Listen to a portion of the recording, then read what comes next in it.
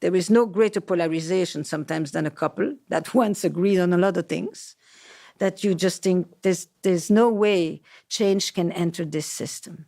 Okay, so when I hear your answer, what comes to mind is that, again, as a neurobiologist, I think the human brain has this amazing capacity to focus on past, present, or future. And sometimes two of those three things, it's kind of hard to think about all three at once.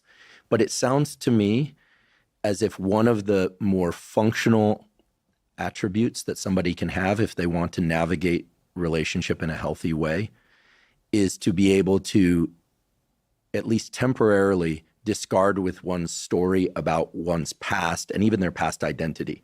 And the word that was coming up over and over again in my mind as you answered was this word you used earlier, which was curiosity.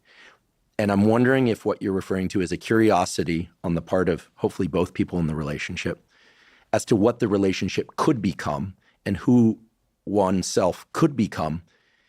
And my definition of curiosity is an interest in finding out, but without an emotional attachment to what the outcome is. This is what we train scientists to do. You want to get the answers, but you can't get emotionally attached to the answer being A or B. That's anti-curiosity. Real, genuine curiosity is about the process, the verb action of wanting to figure out something, but not being attached to a particular outcome.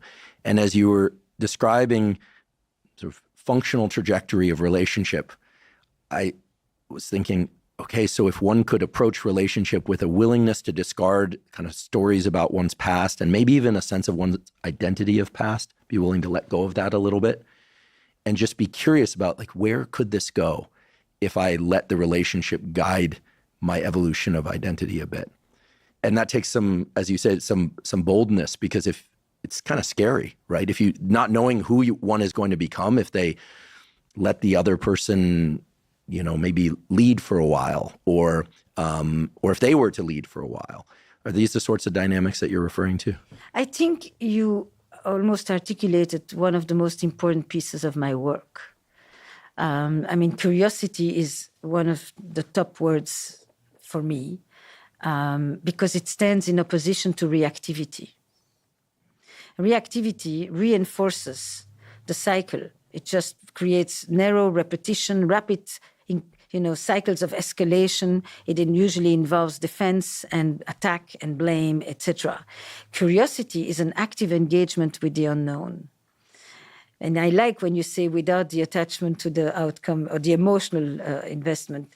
I think that's absolutely accurate. And much of what I do is try to have people switch from reactive to curious. But that curiosity means that they're willing to enter empathically and respectfully into the realm of another person whose narrative is completely different.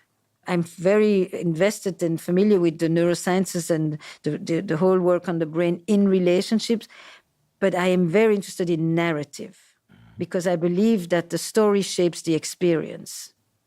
And when people hold on to the story and they don't think it's a story, they think it's fact. This is what happened last night. I'll tell you what you did.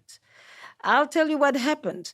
That's not the case, and they don't see this as a subjective rendering. It's totally valid, but it's valid as your experience. And much of couples' conversations is pseudo-factual talk, but it is actually subjective. Once you get that, you can become curious. Once you are curious, you open up.